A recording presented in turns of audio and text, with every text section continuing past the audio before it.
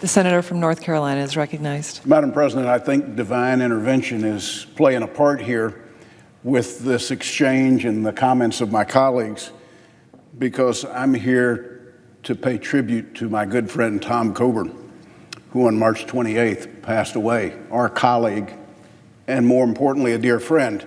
And I almost sat in the cloakroom and then came out here thinking this could be a conversation that Dr. Coburn was having on the Senate floor about, the need to accomplish things. Think outside the box, but as my good friend from Illinois said, don't destroy the gold standard that's there. Find a way to work within it. And Dr. Coburn had a lifetime of doing that. So to pay tribute to a friend and a colleague, I actually have to rewind 26 years ago, when both Tom Coburn and I came into the House of Representatives in a large class, alphabetical, so you could see how B and C would be close, and Chambliss would be a friend, and Latham, and the cadre of folks that really sized up very quickly who we could trust. And to understand Tom Coburn is to understand that this is a guy with an incredibly diverse background, that he ran a medical device company, that he was an OBGYN, that he experienced things in life, and in my case was a little bit older. But to understand Tom Coburn is to remember the commercial where the bull went into the China store. No matter which way it turned, it was always going to break something. And Tom believed that you had to break something to understand whether it was important or whether it was just clutter. And I think, like every new member of Congress, you come in with a belief that you're going to change the world, but you have no idea how to do it. And you find that people that have been there for a career hold all the cards, and that's the knowledge of how that legislation was crafted and why it was done. But to understand Tom Coburn is to realize that that didn't scare him, that Tom knew a lot. And when he hit things he didn't know, he sounded like he did, therefore people were scared to take him on. And Tom, as a member of the Energy and Commerce Committee, which we both served on, was incredibly instrumental in healthcare policy, in medical device issues. Tom was a practicing OBGYN when he got to the House, and then later on when he got to the Senate. And he never could understand why he couldn't go back to Oklahoma on the weekends and deliver babies. Now, this is a man that delivered tens of thousands of babies over his career in Oklahoma, but the way the Senate rules are, they're so antiquated that you couldn't go home and keep up your license to deliver babies because you couldn't earn money. And Tom challenged that when he was in the United States Senate. He challenged that antiquated rule, and he lost. And so as I sit and listen to this debate that was about health care, I could only sit there and think about the argument that Tom Coburn made about this antiquated rule that what you came in and you practiced in the civilian life, you had to throw it overboard here. You could no longer do it. And Tom decided he'd go back, and on the weekends, he would deliver babies. But rather than make a payment to him, they'd make a payment to a nonprofit organization in his hometown of Tulsa. And they would make it commensurate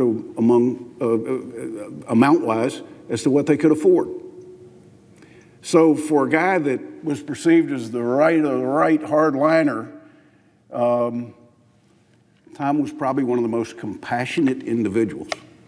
He was one of the individuals that understood the common person, because he was one, in his mind, his entire life. Never privileged, earned everything he got, and he banked everything he learned. And ultimately, at the end of his career, he used that for this institution and for the American people and for people around the world. Now, I remember Tom and I sitting down early on with John Dingell, the Democrat former chairman of the Energy and Commerce Committee, between John Dingell, who was a great man and taught Tom and I both a lot. John either wrote every bill that came out of the Energy and Commerce Committee or his dad before him for probably 60 years. So John had an inherent advantage every time we argued legislation because he either wrote it or his dad wrote it, so he knew why they did it and they knew why they structured it the way that they did. But I think John recognized something in Tom, that here was a guy that could bring fresh life to it. And I remember Chairman Dingell at the time sitting us down and saying, guys, spend a year listening, not a year talking. Well, that was easy for me to do because I didn't know a whole lot when I got there. But that was the toughest thing Tom Coburn was ever faced with, was to be silent, because he really came in and he wanted to change the world in short order. Because Tom said when he got there, I'll only be here for 6 years. He accomplished a tremendous amount. His imprint is felt by people in the House today. And you might remember, he was probably the loudest voice for government waste, for the size of what we spent, for how much we took from the American people, and for such bad stewards we were of how we used that and spent it. And I think Tom left with a peace in the House of Representatives, because for the first time in our lifetimes, the budget was balanced. Well, none of us anticipated what happened in 2000, the effects of 9/11. And nobody was more shocked than myself to see Tom Coburn in the same year I came from the House to the Senate, to see Tom Coburn run as a Senate candidate in the state of Oklahoma. Tom came in with the same belief that we needed to change things, we needed to do it quick, but I would say that the one change, Tom served on the House Intelligence Committee, and when he got to the United States Senate, the Senate Intelligence Committee. Tom understood much better the challenges we were faced with. And I won't say that his approach changed, but Tom assessed what was possible and never went for what was impossible.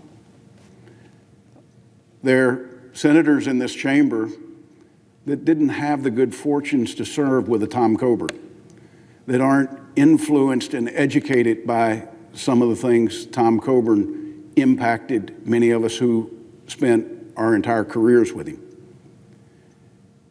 But the American people will feel the benefits of Tom Coburn's education here, his imprint on this institution. James Lankford, the senator from Oklahoma, picked up his pig book that he put out every year. The list of those insane federal expenditures that Tom Coburn used to come up with on an annual basis to make us all feel shameful about the appropriations process. And thank goodness, because Tom Coburn did that, James Lankford still does it today on an annual basis. But I probably can't point to anything more important than healthcare to tell you how Tom's impact on this institution has been felt, and I think will be felt for years to come.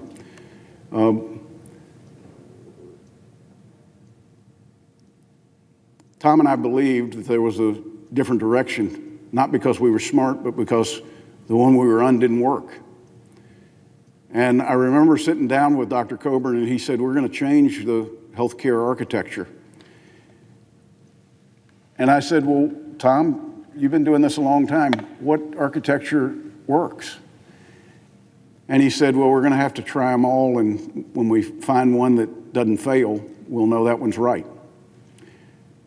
And Tom,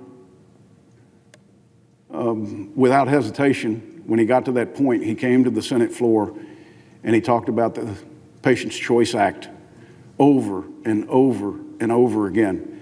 And as I look over the years since Tom's left the institution now for 3 or 4 years, the debate has shifted, in fact, to where Tom Coburn was and to where he tried to tell the colleagues, this is where we need to settle, empowering patients, bringing transparency to healthcare, something that we struggle with today. I mean, Tom Coburn there was no bigger advocate for transparency in healthcare costs than Tom Coburn. And when the administration tried to administer that this year, hospitals went to court and won that they didn't have to publish pricing. To the average person, that makes no sense. To those of us who have been on the front line, to Tom Coburn, finally an administration did it, only to see it overruled. Yet it's one of the key things that Tom believed, even on the day he died, that transparency was absolutely essential in the healthcare process. I can remember Tom was not new to cancer. I think he'd fought cancer 4 or 5 times. And one day in his most recent bat, we were coming up on a Christmas holiday, I remember, and I think he was in his chemotherapy treatment, but he was still in the United States Senate. And Tom was exhausted at the time, and in between votes, he would go to the cloakroom and he would lay down on the couch. And everybody knew that he didn't feel good. And when he'd get up to vote, you'd look at the pillow, and it looked like a cat had been on the pillow as Tom's hair would stay on the pillow. Now, he never lost it all, but you understood the challenges in his own personal life he was going through that he never expressed with any of his colleagues or friends. I've never seen a person that battled as peacefully as Tom Coburn did.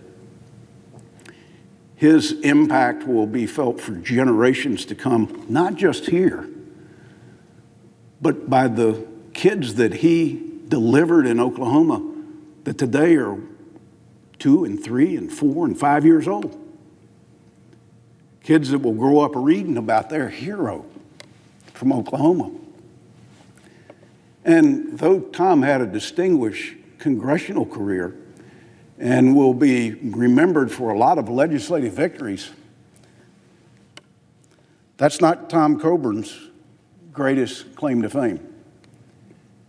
I've never known an individual more devoted to a wife than Tom Coburn was to Carolyn. She was a beauty queen. She was when she was young, and she was, in Tom's eyes, the day he died. He loved her without question. But Tom also loved his daughters. He was so proud of their accomplishments. He and Carolyn worked to make sure that they finally moved to where they had everybody close. I think Tom knew that the wheel of luck was going to run out. But you see, that's not the way Tom looked at it. He wanted to spend every precious moment with his wife, his kids, and his grandchildren. He wanted any impact and impression he could make to be on that next generation of Coburns.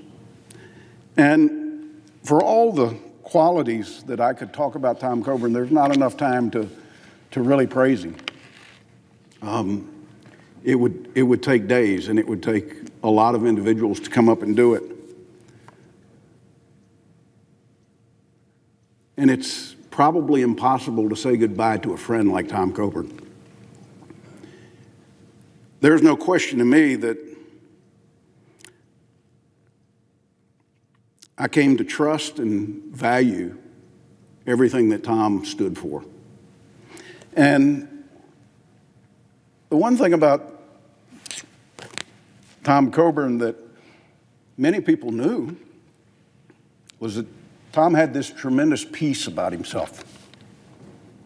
And I think some might have thought it was because Tom had such a stellar background and he knew so much. And the truth is that if you sat and talked to Tom, you found out the truth. Tom loved his Lord, Jesus Christ. He didn't hide it. And when given the opportunity, he wanted to share that peace with anybody that was willing to sit and listen. Tom went to Bible studies. Tom was criticized for where he lived because it was certainly religious in leaning. But that was Tom's life. And as much as he adored his wife and children and grandchildren, he adored his Lord just as much.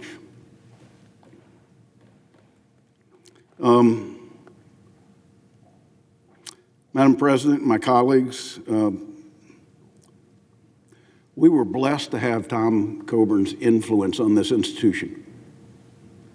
Not everybody in America understands how blessed they are to have had his influence on the policies and the way the future generations will be impacted by Tom Coburn for all of his works.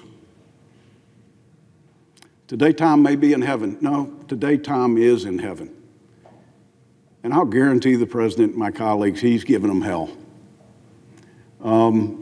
He's up there trying to change the architecture of the deck chairs. He's up trying to say, why do you do things this way and not that way? One of the things that used to bug Tom about this institution, he couldn't figure out why we have telephones in the United States Senate that looked like they were created in 1950. And you might remember about 5 or 6 years ago, the Senate got new phones. They still won't do redial for the last number you called, and they still look like they were Soviet era out of the 1950s. But that's the way the United States Senate is. And that's what Tom was trying to change. And in many aspects, he might not have changed the telephone, but he changed the institution. He changed the way we look at it. And though he may be challenging the rules in heaven today, make no mistake about it, he's still preaching the word, and he's always believed that word. And for all of the things Tom Coburn tried to accomplish, he did it in a way that his Lord would have been proud of him. So, Madam President, my colleagues, I know others will pay tribute to Tom Coburn's work here. I'm here today to pay tribute to Tom Coburn's life. Not just the impact he had on this institution or the Congress of the United States as a whole, but the example he set for all of us. That life doesn't have to be fair, but we as individuals have to be committed. And Tom Coburn was committed to everything in life that he did. And I'm sure today, Tom continues to preach commitment to those who will listen. With that, I honor his passing. I say to him in the spirit that it was meant in that several days after we got word that he had passed, I said to my wife, with COVID and the Congress dislocated, what would Tom Coburn have done? And she looked at me and she said he would have grown a beard, because we all remember those days where all of a sudden he showed up and the beard was growing and he said, until this is over, I'm not going to shave. And that day I decided not to shave. I was going to give this tribute to Tom Coburn last week. The events of last week didn't permit me to come do that tribute. And I couldn't make it to this week before I got home and shaved it, because it was the most aggravating thing that I have ever had, and I understood why in 64 years I hadn't grown any facial hair. I've proved that I could do it because I was honoring my friend. I hope that others in this institution will look on Tom Coburn's contribution in the same way I do, as a very special exposure that we all had. With that, I yield the floor.